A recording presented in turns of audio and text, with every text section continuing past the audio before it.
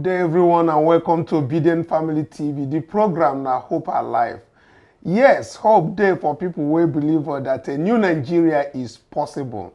We just entered studio now, can they hear about the fresh outbreak of protests going on in Osun today, and would they hear another one where they talk say it happened for Lagos, plus FCT Abuja.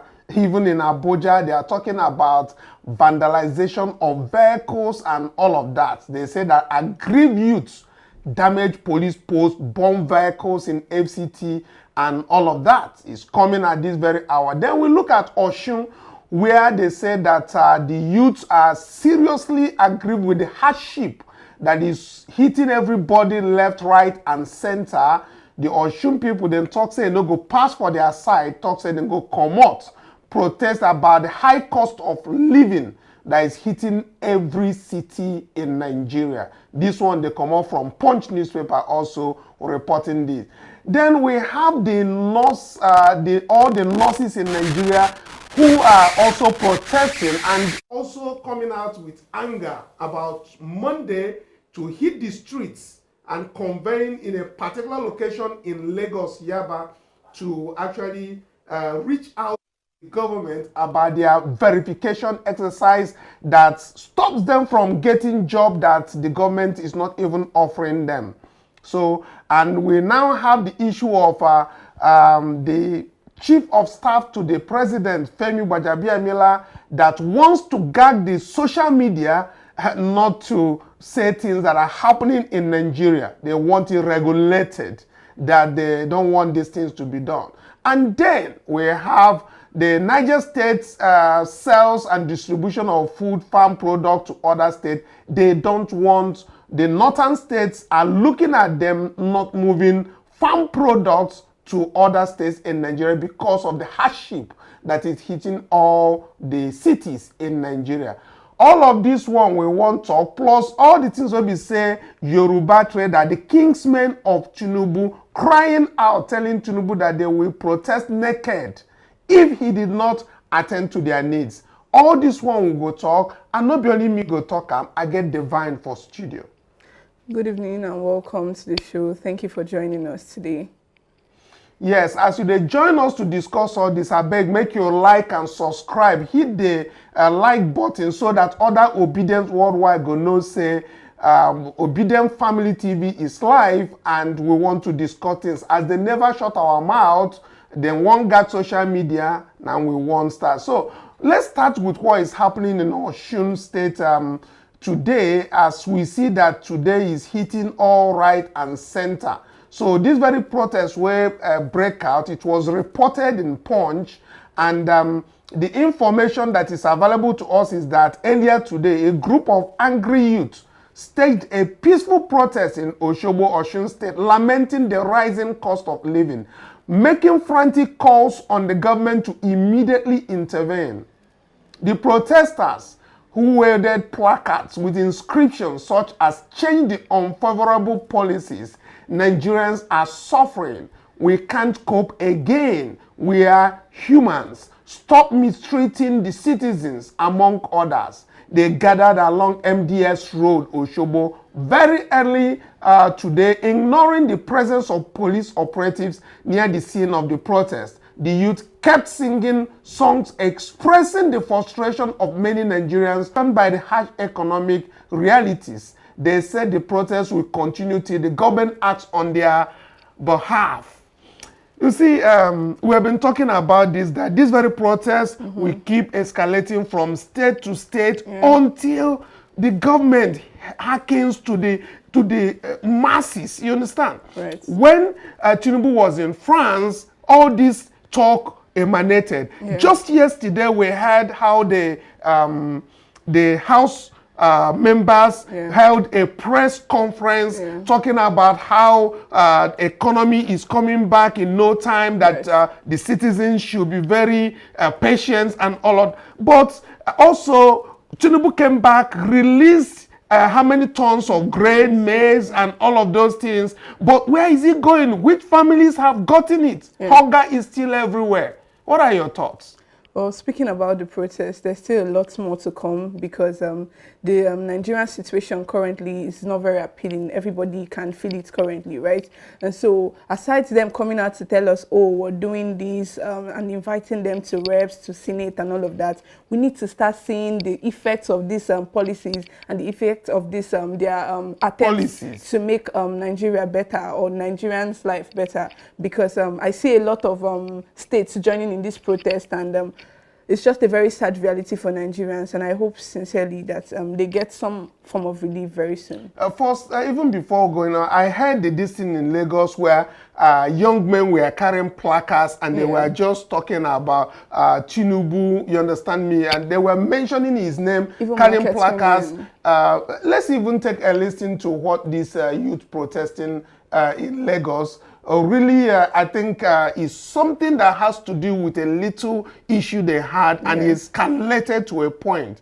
Because they look at it from the perspective of the government of Lagos State and then the Chief Bola Tinubu not listening to the hardship that is actually hitting the country as we speak. So this one right here on the screen, I think, was happening in Lagos, and also somewhere in the Southwest, we have the women who cry out telling Tinubu that they are going to protest naked. Let's listen to that young lady saying they are going to protest naked. This suffering is too much for this country. Please, if government work, if they cannot protest, we Yalaja, we go open our nyash, we go open our press, we go protest. Too much suffering is too much for this country. But before you win, you go suffer. The suffering is too much. Please, Madam, find solution for this things. It's too much. Gary 2,000 naira. Since when my father bought me, I did not buy 1,000 naira. Pence of Gary. The selling is 2,000 naira now. It's too much. The savannah is too much. Even say rice, the Rika one rice of 1,200 naira. For what reason? It's too much, to buy meat. Even the Pama said rice up. Two fish for Chicago or Chicago, 1,200 naira. 3 of pieces of it. It's too much. Ẹjọ́ ẹ ṣàánú wa, bàbá wa ẹ ṣàánú wa, bọ̀dá wa ẹ ṣàánú wa, ìyà yìí pọ̀ ẹjọ́ ẹ ṣàánú wa ó ti pọ̀ jù, ebi ń pa wá, ẹ̀dẹ̀ sọ pé ìyà ọ̀jẹ̀ Nàìjíríà yà ń jẹ wá, kò sówó, àrọ́wọ́ ṣiṣẹ́, àrọ́wọ́ tajà, àrọ́wọ́ jẹun, àti sanwó iléèwé dẹ̀rọ̀, ẹ ṣàánú wa. Is very, very, very high. And we see this from the south going to the north as northern governors suspend bulk sales of food items to other states. So the hardship is seriously biting. Let's take a hint. Let's hear from what the northern governors as they suspend the bulk sales of food items. Should this be happening in the country that is united? Make your comment at the comment section. Let's have a listen to them. Come to pack or buy foodstuffs from our villagers in bulk should be halted for now. We have stopped mass purchase from our local market in all our local government from now henceforth until further notice. Anybody found doing that, we have given security agencies go ahead to confiscate those trucks and share the food to the people. Thank you. If we can see leaders coming out to say that because of the scarcity of the food items and also the hardship that is boiling in, they are going to also hoard their own foods, not spreading it across the country. And we hear Tinubu and his government saying they have tons and tons of food and reserve that they have brought out. But looking at it from the perspective of the northerns not selling their foodstuffs, supposing the easterners and the south governors also decide not to sell, what is going to happen to Nigeria? Well, it just shows the amount of desperation going on in the north currently. Even recently, World Bank released a statement saying that Kanu, Katsina, and Kebbi, that they are the risks of running a food bankruptcy. And so I understand them hoarding their food, but at the same time, the North is one of the food baskets of the nation when it comes to sending of farm produce and all of that. But to see that we've gotten to the point where the North is now hoarding their food, it just shows that we've gotten to a very desperate point in the Nigerian ecosystem currently. And it's just sad to see, because if every other geopolitical zone or every other part of the of Nigeria starts hoarding their own food or their own farm produce, who does he hurt? To what extent? So hopefully the reserves they are talking about, is this not the parts where they open these reserves and save the Nigerians and save the plight of Nigerians? The last time we know about reserves or food coming in, like even Indomie. Can you imagine that even state governors were hoarding Indomie during the COVID time? You understand? Now we have this breaking news from NTA saying that Chief Bola Tinubu approved the immediate release of 42,000 metric tons of grains from the National Reserve as part of measures to cushion current hardship of food shortage.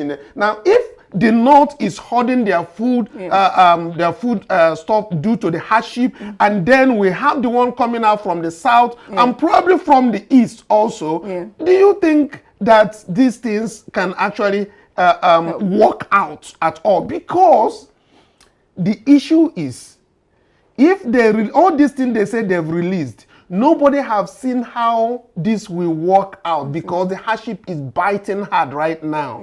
And before it gets to the states to be managed by the state governors, who obviously are going to fight with the House of Reps, the people from National Assembly, when will this get to the masses? To the common man. Yes. Well, it's just very sad to see, to be very honest, because even releasing 42,000 metric tons and all of that doesn't really do much when I think of it, because of what is the speed to which the common man is going to get it. Every day there's a breakout of a protest in a new venue, and it just shows that metric tons or not, do we get it for free? Because at the end of the day, this thing is still going to be sold, right? We have the cases of palliatives that were meant to alleviate the sufferings of Nigerians during the COVID-19, and some greedy politicians still felt the need to hoard it. So even after they released this 42,000 metric tons of grains, does it get to us? Do we get to get it for free? So I don't think that that's the solution, because we need sustainable practices that's going to alleviate the suffering, because eventually we're going to exhaust these 42 metric tons of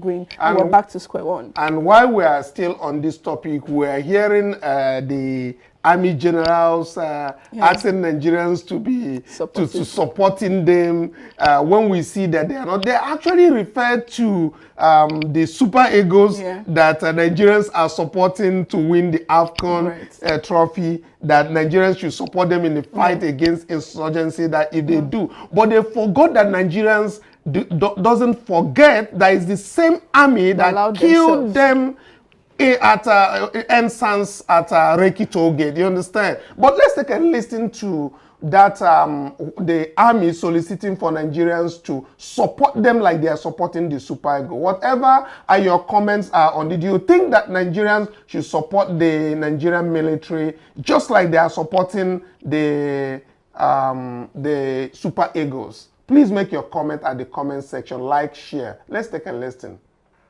It is pertinent to urge citizens that because our security challenges are mostly self-inflicted, it is time to stop the bleeding in order for the healing process to commence.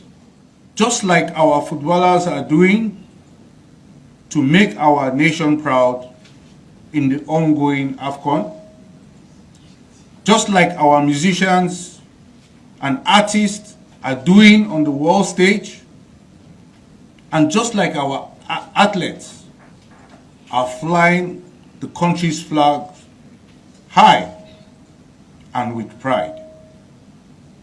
It is not beyond us, with our resilient spirit, to quench the fire of violence across our country. Well, support army to end insecurity in Nigeria. I think that is already going on. Many people are supporting, even in Plateau State.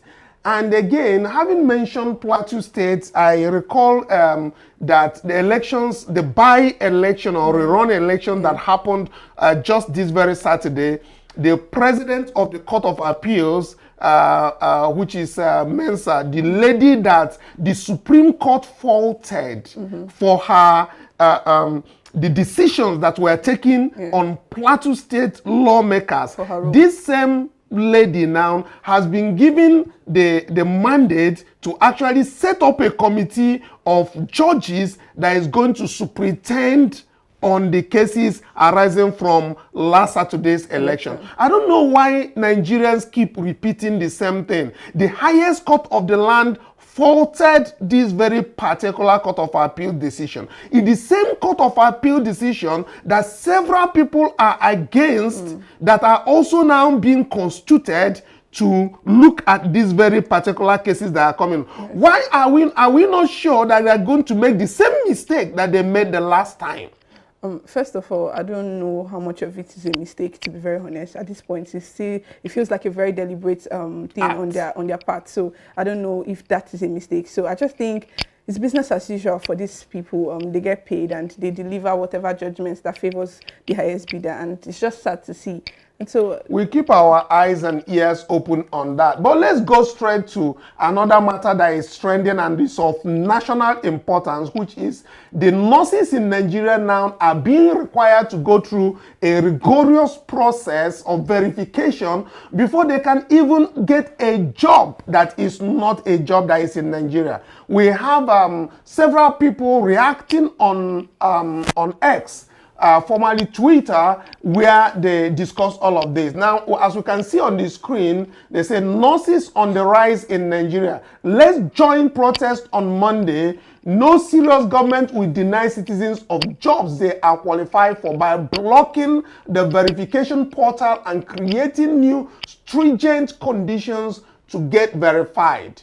And they have this very banner set up that they are meeting in Yaba. Location is NMCN zonal office at Yaba. That is the place of convergence, is Federal Neuropsychiatric Hospital Yaba. And the date is Monday, 12th February 2024, 9 a.m. That goes for all nurses who wish to actually protest. You can join your colleagues in this place, and of course, if you're not in Lagos, you could join wherever you are to make sure that your voices are heard. The voice coming together as one voice is what happens. Let's even have David Undain, who actually made some posts about this, stressing the need for the nurses to do what they had to do. So this coming from David Undain, he said, "We are still just starting. It will get worse and worse. The news will continue to tighten and choke everyone until Nigerians finally grasp that their only reward for always adjusting, never pushing back, and constantly shying away from the most important confrontation is that they embolden those whose business model is to sell or eat them." For about 400 years, the West African ruling class has had the exact same MO and business model. Life parasitically off, they live parasitically off ordinary people and or sell them and their futures for mirrors and trinkets. The only thing that has changed in the commodity they use to sell the people directly, now they sell the minerals and oil under the people's feet and treat the people as an irritating organic inconvenience between the resources and the buyers. Throughout the entire 400 years of being treated as a farm commodity and organic inconvenience, the West African commoners, for some reason, has stubbornly refused to fight back. If I were the ruling class, there is no reason on this planet why I would stop eating people who can't stop submitting to me, even after I have made it abundantly clear how much I detest them.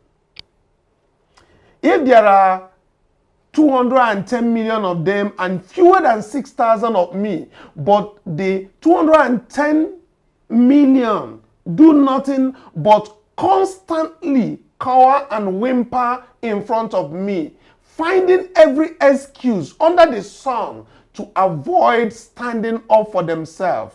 Then they pretty much deserve whatever it is that I do to them. If they have not decided that their lives have the same human value that mine has, then maybe that is just how God intended it. Nigerians should continue to cower very well. Wow, that is very, very hefty words coming out from David Hundeyin. Speaking to Nigerians, you know, when you talk about 120 million, we're over 200 million. And he's saying, I think what he's deliberately talking to Nigerians is, if you can't come out and actually put your mind and your soul together as one. Let the government understand that you no longer bow to what they are doing, and let them do what the masses want them to do, like the hardship. He said it's going to continue. That is the long and short, I understand. Well, you know, there's a popular saying that the voice of the people is the voice of God, right? And so we need to understand that as Nigerians, that whenever we put unity and put whatever sentiments aside and, you know, ask for our future, or rather take it back from these, you know, politicians who obviously do not care about us. And I think that's really the point he's trying to make with that tweet, because Nigerians are very much susceptible to, you know, endurance. That's our second name. Whenever, you know, things happen, we keep adjusting and adjusting and adjusting. And praying and keep praying without taking action. We're a very religious group of people. And so that's what it's just saying, that we keep adjusting to the point when we eventually choke, we'll always become slaves. And it's just saying we should take our future in our hands. And so we're not you know, encouraging any form of violence or whatever, but in the very least you deserve you know, good governance, because that's the reason why you put them there in the first place. Okay, we have this from Kweku the Hustler, who said, why is the Nigerian NMC increasing verification fee for nurses from 50,000 to 300,000? Wow! At this hardship time, when they haven't negotiated better pay for nurses with the government, do these associations actually understand what their roles are? Where do you expect the 300,000 to come from? So you understand that you have to increase your fee to 300,000 to account for inflation, but you don't know that you should engage in talks first to improve nurses' pay to account the inflation too. Are you people dumb? This is coming from Kweku the Hustler. I think it's talking about the nurses. And these nurses, actually, as they are here now, most of them are living outside, going outside the country because they want to be paid very well. And they're looking at a verification of these nurses like 2 years after your graduation or something before you can. That shouldn't happen because you're not offering them a job. If you're offering them a job and you're telling them 2 years before you can be, I can understand that, but they're not being offered jobs here. You know, it's a very valid question that lady asked, are you dumb? Because in a country that works, this will not happen, right? The NMCN is a body and should have regulatory, there should be bodies that can regulate them. In a country that works, the Senate will probably, you know, invite them, have a conversation and tell them, why would you make such inflation or in the prices, inflation in the prices of your would I say verification portal and all of that, and without considering the economic situation that's going on. Yes, we have this tweet also from Wendy or Freshest. He said, the thing is, apart from blocking people living, what else have you done to improve the welfare of nurses? That's a very strong question, you know, you raised it. He said, my friends collected 40K plus for years as nurses in Nigeria. Thank God many of them have left. No financial incentive, no security incentives, no innovation at the workplace, no nothing. The number of unemployed nurses are even alarming. Yeah, I mean, if I'm a nurse, a caregiver, and you know, asked to come and be paid higher money outside Nigeria, why wouldn't I leave? Well, you know, the NMNC, they are doing everything but actually having talks about, you know, increasing the welfare of their workers, because in any country, a good healthcare system is very necessary. But, you know, they treat them like they are very disposable, which they are not, to be very honest. We are worried about the wrong things. I even overheard conversations about wanting to I overheard conversations about Tinubu government wanting to, regulate internet, and also saying something about the pledges, saying that every official event has to have the pledge and the national anthem being spoken before we proceed. And I'm just wondering that we have 10 million issues going on in the country. Why are we bothered about things like reciting the national pledge, reciting the national anthem, and also, it's just very... if we are fed and the hardship is not there, I mean, there's no problem reciting the national item. But the first thing that I think the APC government needs to do is that they need to bring out Tinubu to recite the national item. Right. I think that will go a long way in giving people the confidence that they need to recite it. Because if Tinubu could do that, then I think most Nigerians should start learning, for those people who doesn't know how to do. But first, they say, use yourself to give an example. You want recitation of national item, I think that should go. But let's not forget to hear from our own Comrade Aisha. Earlier on the day, she spoke about this very clampdown on nurses. So let's take a soundbite from Comrade Aisha. Credit to her. Injustice to one is injustice to all. Today, it is nurses. Tomorrow, who is it going to be? Is it going to be doctors, pharmacists, engineers, students, housewives, anybody, or those Nigerians that are alive? You don't know what they are going to come up with. This illegitimate government is desperate and is bereft of ideas. If it is not stopped in its path, it's going to destroy the whole nation, destroy institutions, and leave us with nothing. Buhari took us 50 years back. This Tinubu's illegitimate government wants to take us 100 years backward. And so it is in our own interest for us all to add our voices to what is happening to nurses. Let me read this out to you. The Nursing and Midwifery Council of Nigeria has come up with some sets of new verification rules and laws and everything. Normally, I think nurses, when they finish, you have to get verified. And then there are certain things you do if you're going to travel abroad. Nurses are leaving the country. Why not? The country, nurses, medical, a lot of people are leaving the country. Why not? There is no enabling environment for them to be able to work effectively in Nigeria, right? Fine. And we have a beautiful thing here. Nigerian nurses, Nigerian doctors, a lot of them, they are wanted abroad. They are trained well. At this moment, instead of this draconian rule, draconian policy, why don't we say, what are the things that we are going to do to ensure that we have more nurses?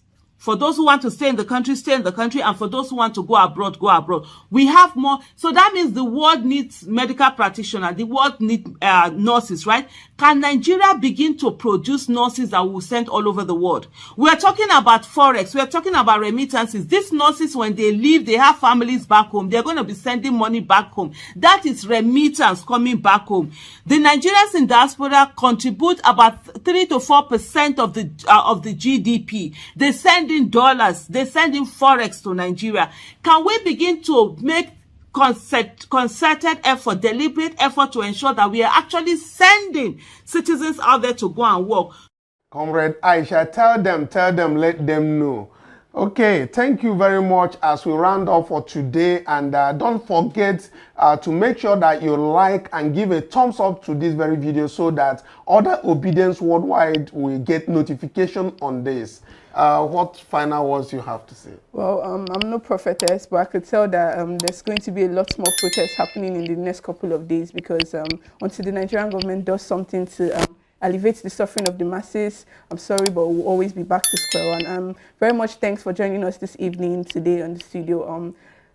Like, share, subscribe, and don't forget to tell your people about Obedience TV. Thank you for joining us.